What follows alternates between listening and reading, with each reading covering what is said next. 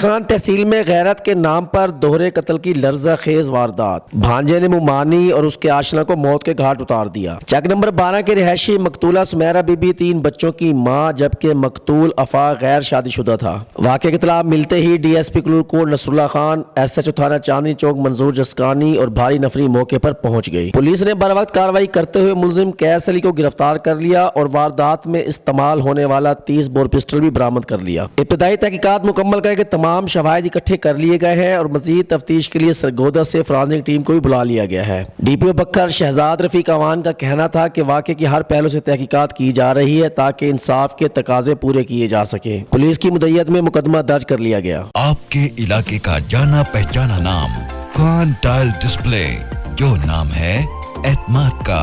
हमारे पास सैनिटरी का मुकम्मल सामान बेहतरीन और आला क्वालिटी में दस्तयाब है। Khan tile display, proprietor Dilawar Khan, Dulla Khan, Umar Farooq road, बकर।